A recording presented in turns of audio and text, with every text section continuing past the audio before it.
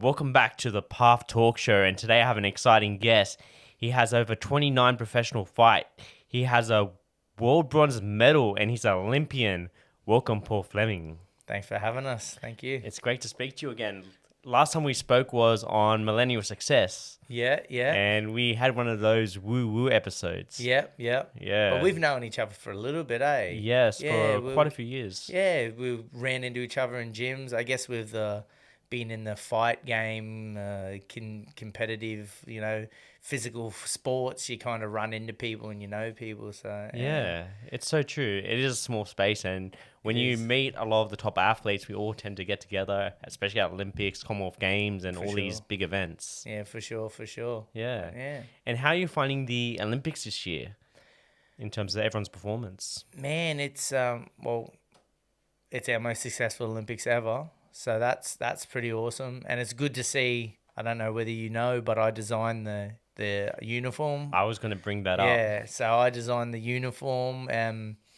They actually used it back in Tokyo, but they only had one or two things. But they reused it for this one, and it's on almost everything, which is pretty cool, man. And especially to see whenever they get their medal ceremonies and that, they're wearing the jacket, the zip-up jacket. So that's pretty cool. Yeah, you must be like so proud that they're wearing your design on the podium. Yeah, for sure. But it's not just about myself, like, oh, it's me. It's like good to see Aboriginal culture represented, because that was one of the things. I was part of the Indigenous advisory committee for the Olympics. I stepped away from it now because of the 600 kids I got at home. So very, very busy, but I stepped away from it now because I couldn't give the time that I wanted to for it. But that was one of the first things I brought up is, we had a few years ago at the Olympics, one of the boxers wore the Aboriginal flag shirt out, and representing the country, you wear the uniform that you're given. Sponsors pay a lot of money for that. It's part of the uniform. They want everyone to wear the same thing. So when he wore just the black shirt with the Aboriginal flag on it, it caused a bit of an uproar. There was a bit of a issue. And one of the first things I said in the committee meeting is, how come we've never had anything with an Indigenous design on it, considering that's a big part of Australia? It's something that it's something that is unique to Australia. Why aren't we celebrating it more? Because you look over the pond to New Zealand and how much they celebrate Maori culture. Like, why aren't we doing that? And yeah, they go, well, why don't you design something up? And I got home, got into the painting, and went with the iconic green and gold. I don't think you can go past that. And I agree. And the design come out really good. They used it for the last Winter Olympics as well. Oh, wow. Yeah, so they used it for Tokyo Olympics, Winter Olympics, and then redone it for this one. So, it's really cool. Even with the Commonwealth Games as well, they recently used Aboriginal design. Yeah. Yeah, but I don't know who. What are your thoughts on it? Do you like it? I like it. Yeah. Being a non-Indigenous athlete, representing, absolutely. I'm a big fan of it because we're in your land and we're representing like the whole of the country. Why not represent the Aboriginal culture as well? Because you are able to set the path for us by bringing that gear for us so we can wear that with pride. I think that's the thing that New Zealand has is like, you see non-Maori people doing the haka. You see them speaking in, their native languages and that. And it's like how embedded and ingrained that culture is into their everyday life is something that, I think that's where myself and a lot of Indigenous people want to push it to that point where it's, it's just a part of everyday life and we all celebrate it together. It's not a thing about being divisive. It's something that we all should be proud of, and I tell people it's all of our story now. When you're here, you're born here, you're part of it. It's not Indigenous people and non-Indigenous people. It's like we're all in the story together. We're writing history together. We're, moving forward together. So it's good to see that. Yeah, and I see it everywhere now. Like if you go visit Australia, if you're watching like an acting show or go to watch like your favorite artist play, they acknowledge the Indigenous culture now, which is amazing. And I hope to see it continue forward. And like you said, showing your like native dances as well. And I know there's also Indigenous wrestling as well. That Yeah, it's one of the oldest martial arts. I Yeah. think it's called I forgot what it's called, but yeah, it's awesome. Like that's it. They say it's one of the oldest martial arts known is that. So yeah, I forgot the name. Excuse me. No, that's all good. And you represented Australia in the 2008 Olympics in Beijing. Yeah. So how did you feel prepping for that and actually competing at the Olympic Games? Well, yeah.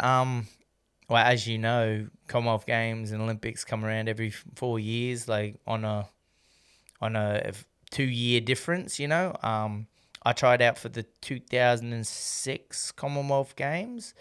I missed out, and then it was just back head down, bum up for another 2 years to try. And I was only 17 when I tried out for the Commonwealth Games, so I was real young. And yeah, then I head down, bum up, tried to make the 2008 Olympics, and I had to overcome a good mate of mine, Luke Jackson, good Aussie boxer. He won a bronze medal at the Commonwealth Games in 2006 wow. that he went to. Yeah, he was top guy for a world title in the pros. Really good mate of mine. So we had 4 fights to, yourself in combat sports. Yes. You're in the weight and you're fighting, competing against the same sort of guys. And yeah, he beat me 3 times before the last qualification. So you go through the Oceania, and then yeah, I beat Luke at the Oceania Games and qualified for 2008 Olympics. And yeah, I think the process, everyone asked me how the Olympics was, and I think my journey to making the Olympics was a bigger achievement to me than actually competing at the Olympics.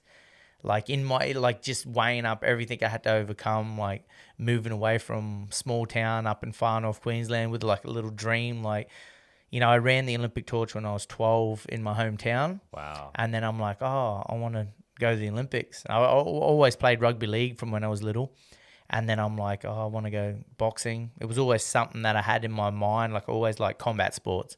Grew up in the 90s with all the kickboxer and blood sport and all that, and Mortal Kombat and Street Fighter video games. So it was something that I was always interested in doing.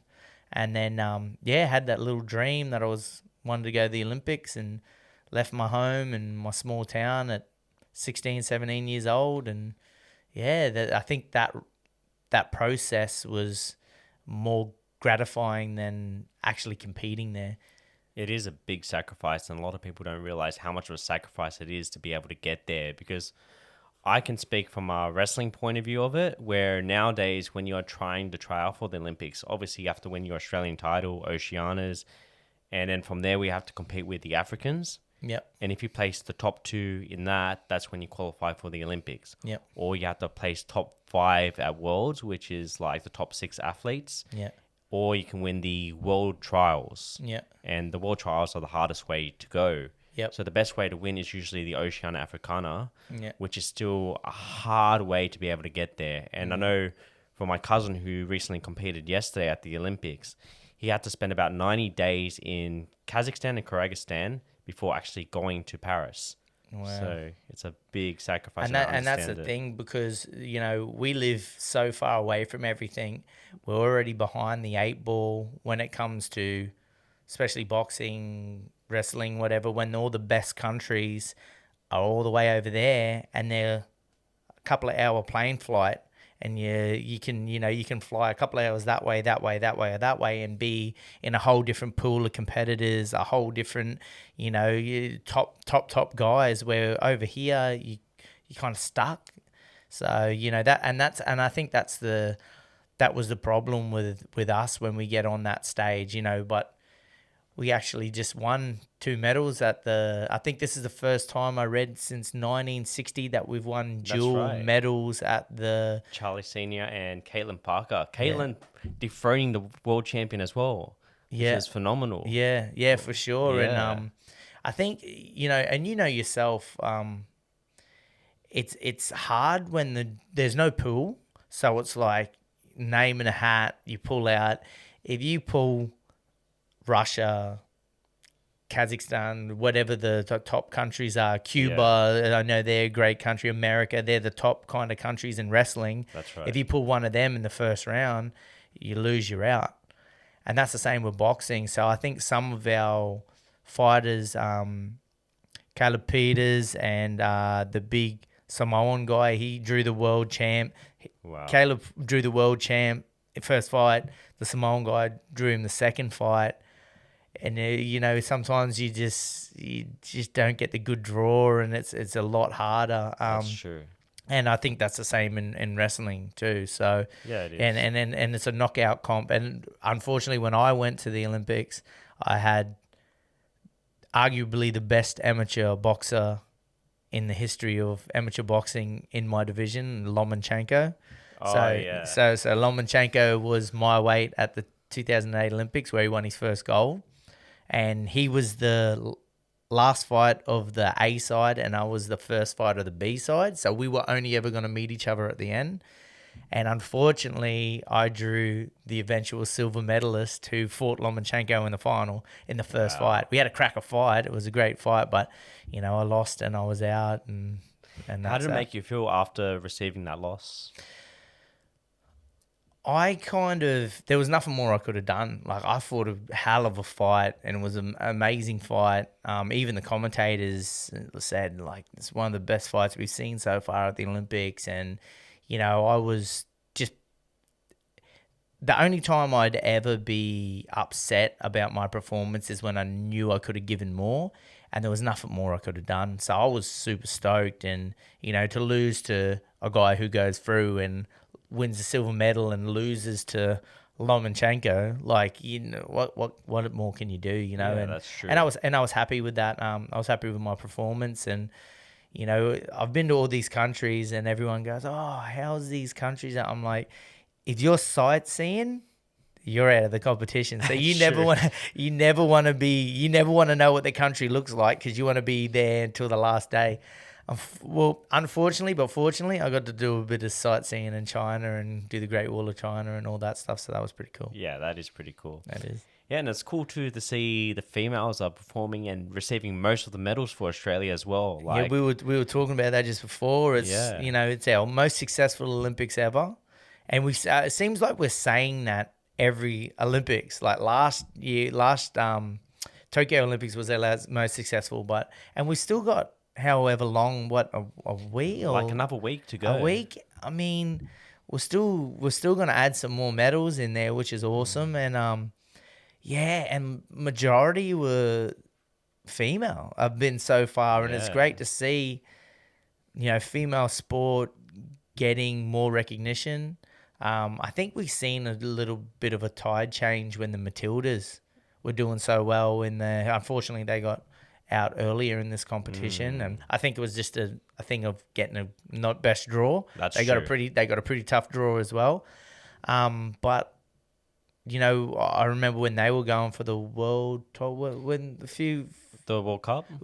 and how well they did in that, and I think that's kind of started that kind of interest in female sport. Now you got the women's rugby league doing really well, and I think there wasn't ever you could never watch the female state of origin, and now that was on, and that was I think they're more exciting to watch. I went down with my daughter because my daughter plays rugby league, so we went down with the team and watched them, and like it was an awesome game to watch. I agree. It was real good, but it's good to see. We're doing really well, and I've been seeing everywhere now that they talk about the percentage of golds per capita, and we're so far ahead of everyone else, considering how many goals we win and how many medals we win compared to our population. And I agree. It's part and parcel of us. I think it's part of Australian culture as sports, man. So and we seem to be doing well in the Olympics, and I think it's good that we're known for that. Especially being a sportsman. So. Yeah, definitely. And I love the fact as well, because I say this to a lot of people that ask this, is like female sports is so young still. And it's easy for Australia to develop themselves to be able to succeed and crush the competition in terms of sport in general. And I always use that in terms of more wrestling, because that's where I come from. And we want to be able to focus on building the female athletes to create the future generations of athletes, especially in the females, because that's where we're going to succeed more, just because it's so young still. Yep. Where with men, they've been around since the ancient times, competing. Yeah. So it's and it's like, it's kind of like a level playing field with the females, because they're all starting to do it all around the same time. So I know what you're saying with that, but you know, some places of wrestling goes back Greco-Roman wrestling and that. Speaking about that, did you see the Cuban? Yeah, Lopez, fifth gold medal. I think they said he's the best combat Olympian of all time. That's true. And this is his 6th Olympics.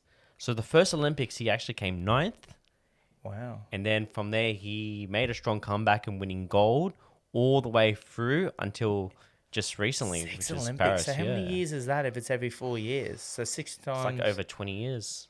Wow. And he left his shoes on the mat and resembling he's retired. Oh, wow. That's crazy. What a great career he's had, man. And, definitely. And then, like, a lot of people don't know, because the communist country, a lot of them guys don't go professional. They don't, nothing like that. And the Cuban boxers, I think they've kind of, they're not as strong as they used to be. But I remember watching something like back in the 50s, 60s or something. They won 7 of the 11 divisions, and they used to dominate. I think 2 of the 3 gold medals in 3 Olympics, 2 of them have been Cubans.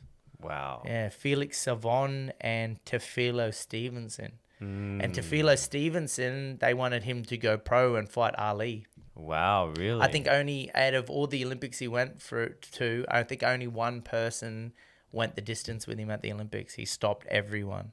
That's amazing. Yeah. Yeah, I was telling quite a few people this, and I mentioned this in the last podcast, especially in Cuba, what I realized from hearing the story from, what's his name? Yoel Romero. Yeah, judo? Wrestling. Was he? Oh, he was a wrestling wrestler as well. That's right. So he was mentioning that in Cuba, you're pretty much just fighting for survival there. Yeah. That's how you put bread on the table through training, and that's your way of making income. So a lot of the people that aren't champions are actually struggling, where the champions actually live that luxury lifestyle. Yeah. So those guys are always trying to fight to get to the top.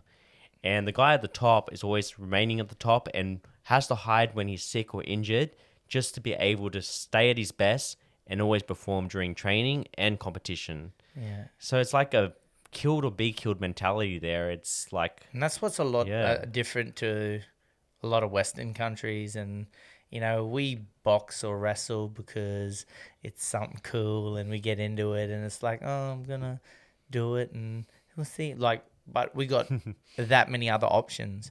Like we could go be a lollipop man with the signs on a construction site and earn $200,000 a year if we wanted to. Whereas them countries don't have that. It's either poverty, struggling, you know, doing crazy labor, you know, or doing fighting or whatever it is and succeeding in it. So they've got that. True.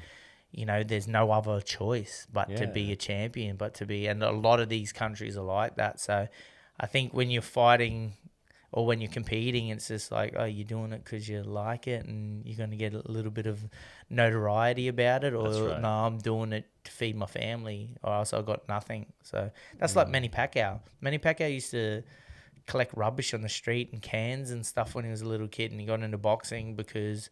to help bring him out of poverty, and you know he's fighting from a little kid.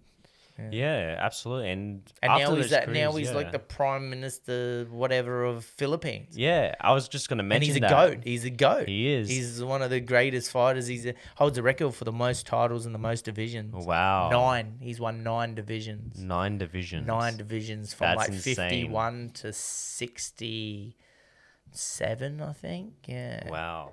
That's similar to wrestling as well, especially like when you go to Russia, like, Alexander Karelin. Yeah. And there's another guy named Satiev. What they call him, the experiment. The experiment. Yeah, he's like, there's that picture of him grabbing that guy and you just see every muscle in his body. And he's like, yeah, that dude's a freak, man. Yeah. That dude's a freak. It's quite similar there. Like, once they succeed in wrestling and they win multiple gold medals at the Olympics, World Championships, they get those jobs where they can be politicians or be mayors of their own, like, country. Well, some countries, you do, like, so Philippines, the guy I fought my last fight, he's part of the military, but all he does is box. So he trains and boxes, but he's military. So they pay him like a military wage and money and all that sort of stuff and look after him, but all he does is box. And that's the same as I think the Italian boxing team. Yeah. A few of them were police and they had them jobs to go back to, but they got paid just to box, but then they had them jobs to go back to when they finished boxing and stuff. So yeah, it's a bit like that. Yeah. So it's different. Like, people talk about, why we don't get medals in certain sports is because our money goes into the swimmers, because that's where we get our, as you just seen, we cleaned up in the swimming. Like, that's where we get our most medals. So all the money and all that stuff goes to developing them. And it's like the other countries, like, you're not going to see swimmers from Cuba. Like, their money goes into the wrestling and the boxing and that. And that's true. That's just where it goes. Yeah, it makes sense as well. Yeah. And how did you find cutting weight back in the day? What was your strategy into doing that? Like, we had a little bit of talk about this too. I think, like you said, as you get older, you get better at it. You know your body. So I was fighting 57 kilos from when I was 16. Wow. And my last fight last year at 35, I weighed 58.9. So I'd only gone up under 2 kilos from 16 years old to 35 years old. My weight got bigger and I had to cut more to come down. But yeah, it was always a struggle. It's always a struggle. So people ask me about, like, it's the worst part about boxing. Yeah, I is agree. Cutting the weight. I also didn't like sprints, like them long sprint sort of training, that like the lactic training where you're doing like the 800s consecutively. Like, I hated that. It's not my thing. I find it interesting cutting weight. Yeah, because when you're cutting weight as well, it takes your mind off the competition a bit, where usually a lot of people, when they go into competition, they tend to feel anxious or have that fear of going in. But I felt like cutting weight kept me away from thinking about that. Because you're so distracted by cutting the weight. Yes, exactly. And like we were just saying, not many sports people have that worry. Like, there's weightlifters do it, boxers, wrestlers, judo, taekwondo. That's about it within the Olympics. They're about the only sports that I can think of within the Olympics that would do a weight cut. So, it's something that people, unless they've done it, don't really have a comprehension about. And it's like I said, it's the toughest part for me and for you as well. And we fought around the similar sort of weight. Yeah, that's true. Did you ever get people saying, "Oh, why don't you just go up?" Yeah, all the time. Yeah, why don't you just go up? Why'd you go up? I'm like, it's not that simple, because if you go up, you're at the bottom of that weight where you got guys cutting bigger that are coming down to you. So you're the smallest of that weight. And then, I say there's a thin line that you cross between cutting too much. If you cut, yourself, you cut too much, you do a bad cut, you leave it to the last minute, it affects your performance. If you do it gradually, if you do it smartly, if you do it the right way and, figure out yourself. That's why I think, I don't think kids, I had this conversation with a diet lady, and we were talking about, because she did a little video about kids cutting weight. And me, myself, I don't think kids should cut weight. I don't think you should cut weight until you're at least 17, 18. And still then, you don't stop growing till you're 21 for men. So you got to be careful of what you're doing. And it's almost like fighting an uphill battle when you're cutting weight when you're a kid. Your body's trying to grow. You're starving your body of that sort of stuff. And you don't know your body at 16 years old, 15 years old. Yeah, your it hasn't developed yet. Your body's pumping out that much testosterone and that much hormones to make yourself grow, and then you're fighting against it. It's like trying to swim upstream. It's just, it's too hard. I don't think kids should cut weight. But, when you start getting to that late teens, early 20s sort of thing, I think that's when you should cut weight and think about it, But don't go into it too hard. I think until you know your body, I don't think anyone should be cutting more than 5 kilos. What's the biggest cut you've ever done? 13. And how long? I've always cut smart, so I've always done it within 4 to 5 months. Yep. So I always lose gradually, where I've seen my training partners lose weight in the past, and I've seen them cut weight in the last minute, and I see them struggling in the sauna, riding the bike, pummeling each other just to be able to lose weight. And I thought to myself, I never want to be in that position. Have you seen the videos of the UFC fighters cutting weight and doing it? Because I've done it before, and I watch that, I feel it. Like, I can empathize with that so much when they're getting almost dragged out of the saunas, and then they wrap the towels around them, and it's horrible. But yeah, I think the difference between wrestling and boxing is wrestling, you still got to have a lot of strength, and cutting too much weight, it affects your strength. It can affect your strength. Whereas boxing, you still got to have the strength, but it's more of a cardio sort of endurance sort of a thing. Yeah. So in the professionals, we fight for 12 3-minute rounds. How long are your rounds in wrestling? Just 2. Just 2. How many do you do usually? So we usually about have 4 matches a day. Yeah. And that's if you're lucky and you get through it, it's usually just the 2 rounds. But back in the day, it used to be the best out of 2 to 3 rounds. Yeah. Yeah. Where nowadays, I don't know if it's the same with boxing, we have to do the same day weigh-ins. Yeah, we only have 2 hours to recover, so it's hard for us to be able to amateur, the Olympics, they do same day weigh-ins. Yes. Professional, you get 24 hours, but you're only fighting. So back when I went to the Olympics, the scoring was different. They had the computer scoring, so they'd have 5 judges around, and when you score a punch, and judge presses the button, it opens up. I forget what, but maybe 2-second window for another 2 judges to press it for it to be a scoring punch. So that's how they scored it. So it wasn't done on a score now they do the professionally, they do 10-9. If you win the round, you get 10. If you lose. Yeah. It was all individual punches when I boxed. Oh, wow. Yeah. And you could see the scores at the screen on the fight.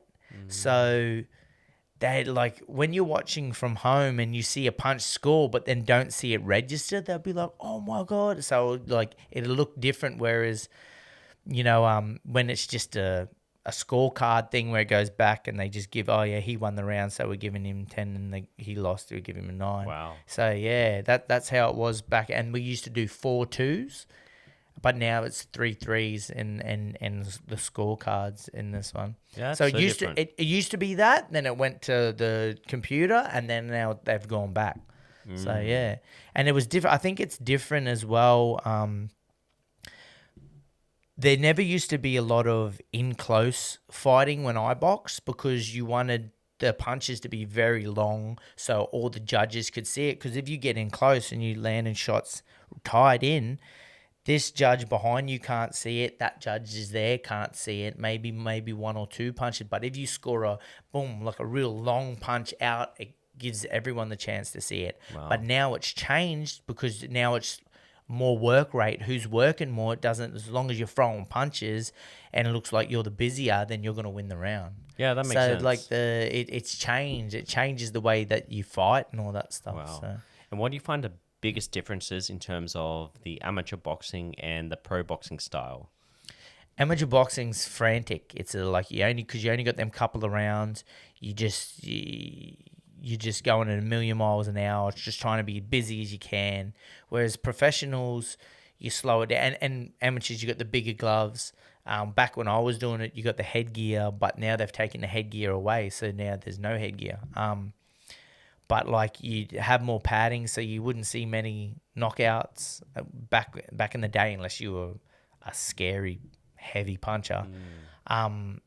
And professionals, you got the smaller gloves, you got the no headgear, and you got the longer rounds and more of them. So you can really put a game plan into thing. Everything's a little bit slower. You can sit a little bit more. You're not worried about a guy that's just going to come and throw a million punches. And even if they don't land, it looks like he's working more. Whereas pro, you can kind of sit a little bit more. You got a little bit more time and that. So yeah, that makes sense. Yeah, and it's interesting too, because I met you in a time when you were having a bit of a time out of professional boxing. Yeah, and you had quite a spiritual awakening. Yeah, in terms of studying law of attraction and the things you've experienced. How did you find yourself in that time? The amount of your growth in terms before you actually got back into the ring and fight. Yeah, that's when I got into my art too. I was just going for a real, had time out of boxing. You know yourself, when you've been doing a sport for so long, when you're not doing that, you kind of lost. Becomes the sport, when you're a professional sportsman doing it your whole life, it becomes part of your identity. It's what people know you for. It's your life structured around it. So when you're not doing it and you don't really have much else going on, like I had my kids and stuff, but things for myself, you're living for your kids and you're living for your wife and all that stuff. But when you're not doing something for you, when your whole life's been about you, I kind of got lost. And then, I kind of started looking into that sort of thing and started looking into magic mushrooms and all these sort of things to help with your mind. And when I was struggling with depression and all that stuff, and I got into that sort of stuff, and it got me hungry again. It made me think about a deeper connection to life instead of just living day to day. Like, why are we here? What are we here for? I was semi-atheist. Now I believe in something bigger than us. I don't think we're here by mistake. Yeah, I remember you were speaking about in the past, like you had a unique experience. Yeah. And you were able to see some things spiritually that I believe, I don't know, but you can give me the facts here that helped you believe in something. The DMT experience? The DMT experience. Yeah. Again, that was from, I watched a lot of Joe Rogan. I think if you're a bloke and you don't watch Joe Rogan, then something's a bit, that's, I think he's opened a lot of people's eyes to a lot of things. And that was something that I was watching a lot of his stuff and him talking about that and talking about how ayahuasca and DMT can help with depression and, addiction and whatever else. And, at that point I was like, and I think it's a struggle for men, especially myself, to kind of talk about our feelings and talking about our emotions and really identifying what they are. Like, even still now, I have these feelings and these emotions, and I find it hard to kind of put across what I'm actually feeling, to talk about it. And that was kind of like this can help. So I dived into it and I had a lot of experiences with it. And never painted before in my life. 3 weeks after I tried DMT for the first time, I started painting. Wow. So, the last time I painted before I did DMT was, I think, grade 8 or grade 9 at high school, where they make you try everything and do everything, like every subject, and then you pick what you want to do. So art was something that I was never really into, and then did that and started being interested in it. I think that what these things, and like in Western culture and here we call them drugs. We call them these things. You go to other countries, they're called medicines. And I think that's the difference. I think it's changing. Have you seen all the stuff that's getting passed? I've been paying attention to it. Yeah, like MDMA used for depression and magic mushrooms used with therapeutic uses and stuff like that. And now marijuana's used, you can get it to help with your, sleep, your depression, your anxiety, all this sort of stuff. So I think we lost our way with it. And I think we're refinding all this information, all these things out, that, hey, these things can actually be beneficial. These things can actually help if used in a proper way. If, not abused. It's like, I think we got to look at it like you take 30 Panadols, that's probably going to be your last headache that you're ever going to have. That's the same as these substances. If you abuse water, you can kill yourself. Oh, that's true. You abuse, cheeseburgers. They taste nice. If you eat too many of them, you're obese, you got high cholesterol, you die. Abuse of anything is bad. I think these substances, we're finding our way with them, how to, use them in a proper way. And I think, what we've been doing up to now, it hasn't been working. More people are depressed. More people are committing suicide. More people now are dissatisfied with their life and the day-to-day struggles and with the way the world is now, people are struggling a lot more now. I think it's time to change, time to try something, not necessarily new because we've been doing this stuff in the past, but let's reintroduce these things, collect the data and make a decision that's going to help everyone. It's interesting that you say that. There is actually a spiritual retreat that they focus on tapping into your natural DMTs, right? And when you go there, you actually have to go through a full diet for a week prior to going there to detox. And then once you get there, you have to go through a day's worth of meditation before the teacher takes you to be able to go to a certain meditation where you can get into this trance to be able to see the same things you see when you take the substance. Yeah, I think people I watched a few things and people like the monks and that can leave their bodies and all that sort of stuff. They can do this sort of stuff through meditation, leave their bodies and astro project and all this sort of things. I think a lot of the stuff that we were able to do and are able to do have been lost. And the way the world is now is work till you die.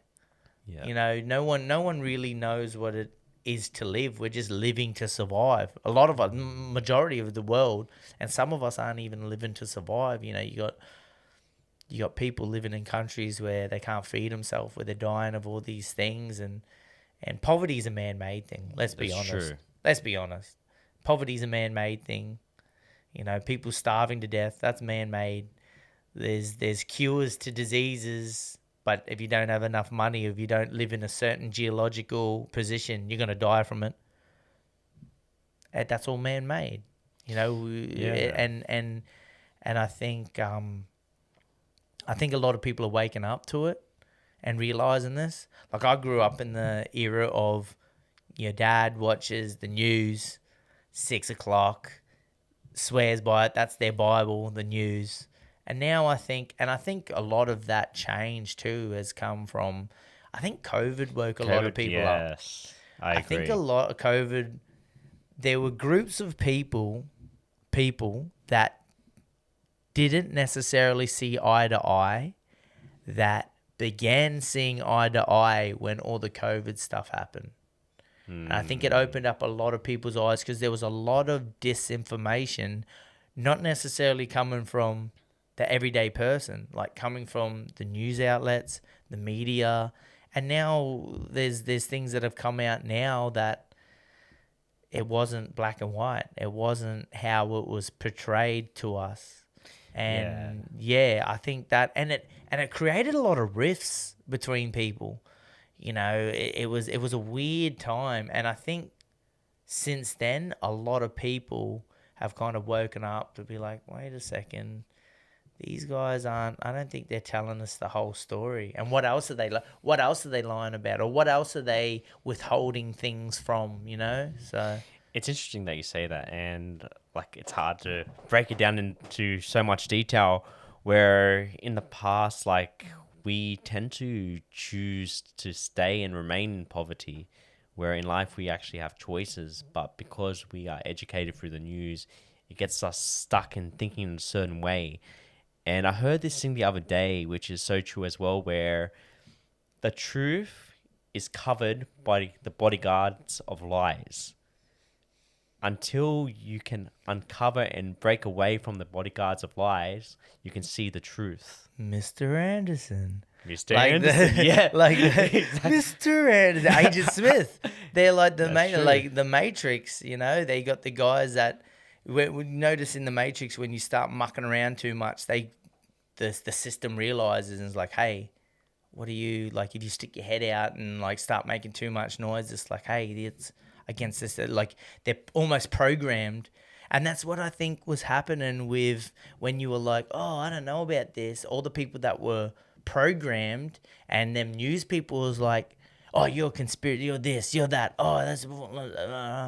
They were like programmed to like attack anyone that went against the status quo, the normal people, the you know, what everyone was doing. Like, I think that's the way the system is. It's like, you know, they want you paying your taxes, living your life, going to work, spending less time with your family, feeding the machine, feeding the cogs on the hamster wheel, wheel, man. We're not really free. Like we can't like none of us can go and do whatever we really wanted to, like within the laws of humans. Like if we wanted to go, oh, I'm not going to go to work, and no, you got to buy this plot of land that, you know funny? No one can just go like live there and like that's where I live. Like, no, you got to buy this plot of land or rent this plot of land.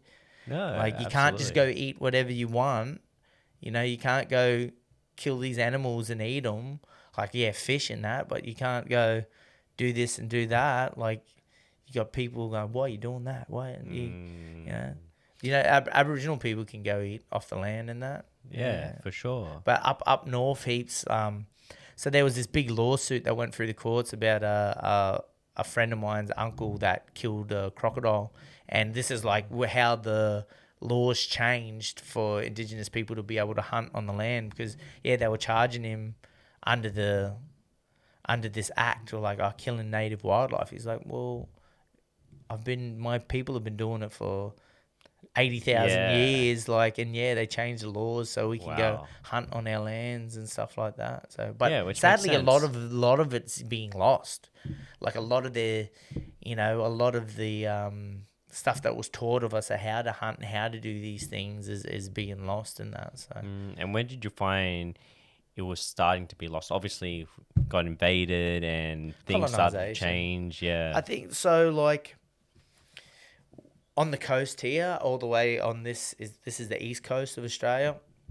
We got hit the hardest, so that's why a lot of it's fragmented. A lot of its languages are lost. Whereas Central Desert, WA, Northern Territory, they were the last to kind of be.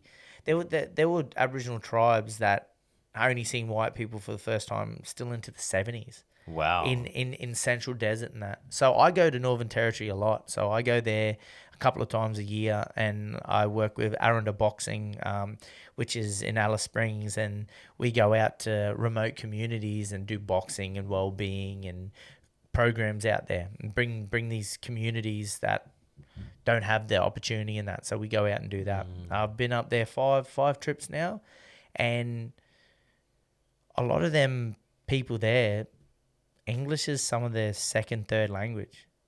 Wow. They predominantly speak their native language there.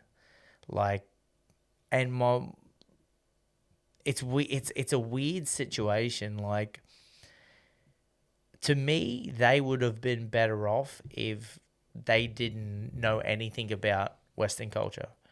They would have just been living and surviving the way they were. But because they kind of stuck between two worlds of living that way, but still having the the Western culture kind of influencing them. It's weird. It's a weird, like money, like they have to be on the dole to get money to eat and to live in these housing commission houses that are like old and dilapidated, and they smash them down and that, like if it's hot. And if it's, they just smash out a wall and light fires on their floor and stuff like that, because they just, the way that they see like cars, they get cars and just drive the cars into the ground and that, because then everyone's like, oh, people that don't understand it, like, oh, they have no respect for it. I'm like, to them, like for us, possessions, we work our life for possessions. Like we like, oh, this car I built. For them, it's like a tool. It's like just a way of means, like a means of transportation. It's not like, makes sense. Look at this house that I've got. Like, no, this is just somewhere that I lay under that has a bed in it. Like it's not, the possessions are like it's a car. I'll drive it. It's meaningless. I'll drive it.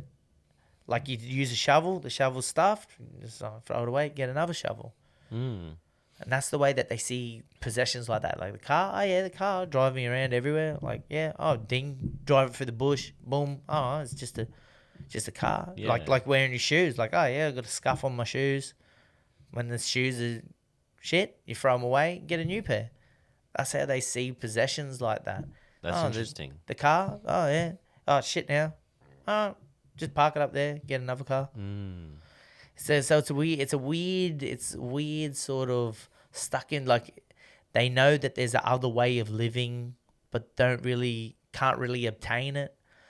Like 120, like where I was in Epinara, which is 6.5 hours northeast of Alice Springs, 120 kilometers of dirt road in the middle of nowhere. How was that experience? Yeah, makes you envious in a way, because they're just living just to live.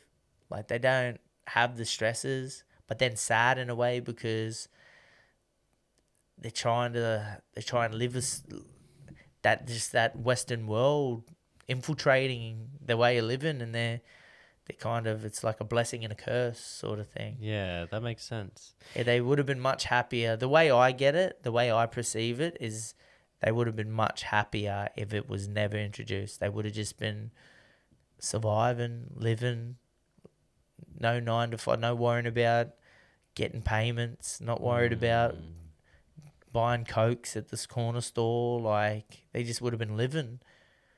And what future impact would you like to portray in terms of your Indigenous culture and being able to make them live a more fulfilled lifestyle, if not they're already living it? My main goal of going out there is to show them that, to introduce them to other ways of life. You know, I go out there and, you know, I'm an Indigenous man, you know, that I went on to do something. You know, they're capable of, if they wanted to, and just give them a taste of, you know, that there's another world out there. They got a lot of issues out there, you know, alcoholism and, you know, abuse and all these sort of things that goes on out there. And, you know, to show them, like, to break it down to them, like, I'm a boxer, I fight for a living, but I don't fight outside of the ring. Like, it's my profession, I do this, but I don't go fighting, I don't go doing these sort of things. And, you know, that sort of stuff. And just to bring them a little ray of light, you know. But it's as much as it's for them, I feel it's for me as well. Like, I spent 2 weeks at Uluru. So the community right at Uluru is called Murajuru, and it's at the base of Uluru. And it's like 150 years in the past. Like, it's a different world there. And, you know, to spend 2 weeks there, and I slept at that community for a couple of nights, and waking up and seeing the sun bounce off Uluru. And if you've never been, or whoever's listening wants to go, tick that off your list, man. I have to as well.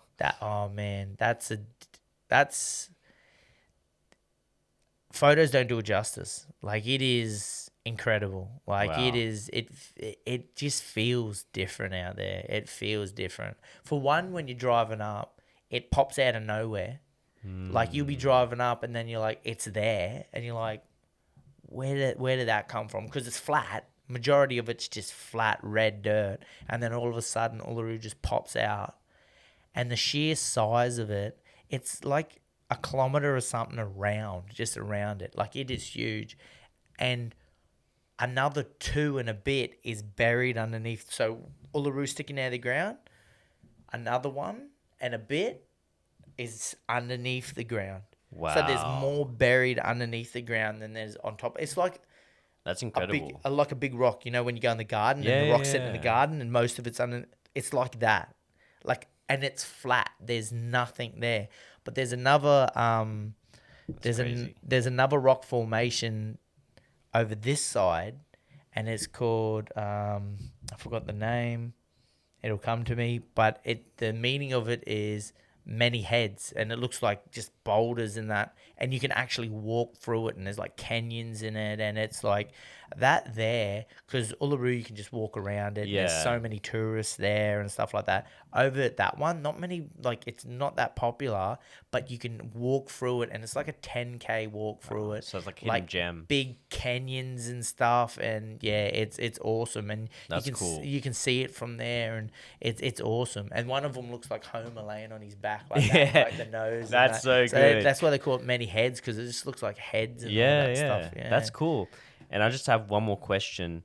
So for the future generation of athletes that are going through the process of wanting to make the 2032 Olympics because it's in Brisbane, what advice would you give to them? Head down, bum up. Time goes so quick. Don't waste your time. Don't waste a second. Make every sacrifice possible. It's, sacrifice the going out. Sacrifice, the eating healthy, because yourself, 1.1%, they're the difference. That person that went to bed at 9:30 instead of staying up until 12, that person that ran that extra kilometer, that person that puts in that 2 extra sessions, because these other countries are already so far ahead of us in a lot of the sports, except for swimming, but a lot of the other sports, they're like so far ahead of us. They get so much funding, like especially in our sports that we do. So you can't take anything for granted. You got to live it. You got to breathe it. If I could go back to myself, I probably would have told myself that is like, don't cut corners. Even though I achieved a lot, there were more I could have done. You got plenty of time to party when you're retired. You got plenty of time to run amok and eat all the food that you want and live your life when that competition's over, when your career's over. Because blink of an eye, you're our age and you're retired. You got grey hairs. You got 1,700 kids at home. You got like myself. Like that comes so quick. So you got plenty of time to do all that stuff. But while you got this goal, the Olympics, the next ones, head down, bum up, don't cut corners, live it and breathe it, and enjoy the spoils of when you make it, That's great. And I want to thank you again for coming down. It was amazing to have you and had our third conversation. So hopefully we can do this again. 100% anytime, and might get you on our podcast and that, and that'd be talk great. About some wrestling. Maybe show me some moves. Yeah, sure. Maybe I can make a UFC. The UFC is my favorite, so maybe I can make a UFC now. Yeah, too old now. Got too many kids. I can talk about my experience working with like Rob Whittaker and those guys as well. GOAT. Yeah. Robbie's a guy. He's got a fight coming up soon. Yeah. His way of thinking is something else. Yeah. Like if he's not training, he's reading. Yeah, right. And like I remember when we used to run the sand dunes, like Jacob, who's doing well in UFC, and all the other fighters will be running up the same hill, where Whittaker would be creating his own footprints. Yeah. And then he would be following the same footprints down. So he was way ahead of the pack just by following his own strategies that was getting him ahead in terms of each sprint. Yeah, right. And he just has a different way of thinking compared to other athletes. He's the GOAT, man. He's the GOAT. He's like, but we'll have to have a chat about all this stuff. Yeah, and absolutely. Bring my kids around. You can teach them some wrestling. Man. Yes, for sure. I got some guns there, so we might have some wrestlers and fighters. So yeah, I'd love that. Appreciate it, man. Thanks for having us. All good. See you next time. See ya.